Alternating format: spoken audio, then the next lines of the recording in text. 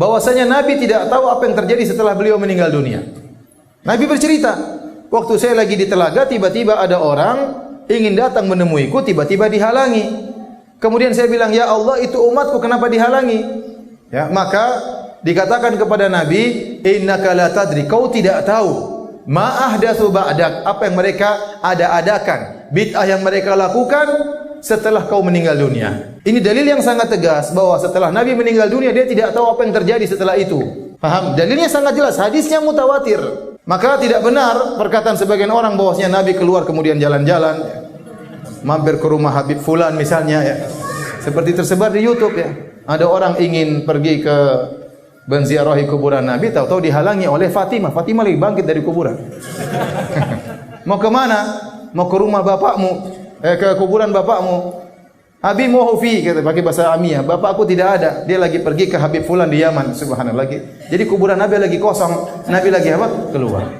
Seandainya Nabi bisa berjalan-jalan ke sana sini, ketemu si Fulan, ngobrol dengan si Fulan, mengunjungi rumah si Fulan, wali Fulan, Habib Fulan, berarti Nabi tahu dong kondisi politik dunia. Tahu atau tidak?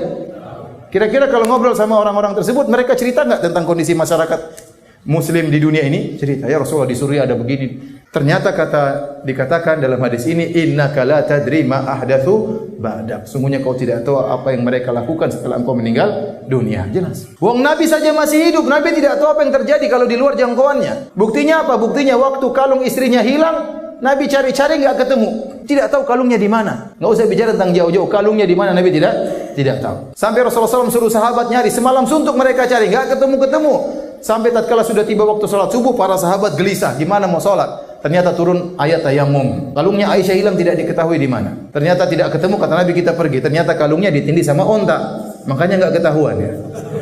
Ontanya berdiri baru ketahuan. Ontanya pun tidak lapor sama Nabi. Ada kalung di bawah. Waktu Aisyah dituduh berzina dengan Sofwan bin Mu'attal As-Sulami, Nabi sudah jalan di luar, Aisyah terlambat datang, diantar oleh Sofwan masuk kota Madinah. Maka orang-orang munafik mengatakan Aisyah telah berzina dengan Sofwan bin Mu'attal As-Sulami. Nabi tahu atau tidak? Tidak tahu. Nabi tidak ngerti apa yang terjadi.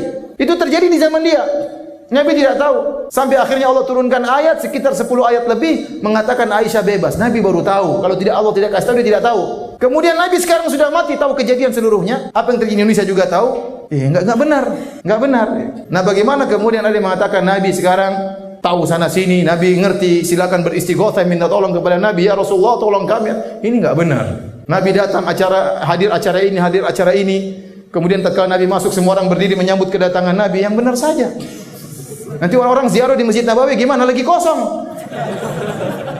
Kayak tadi katanya kan, yang bilang tadi lagi kosong nih. Jangan, ngapain ziarah? Nabinya lagi tidak ada. Ini enggak benar ya, ini khurafat semuanya.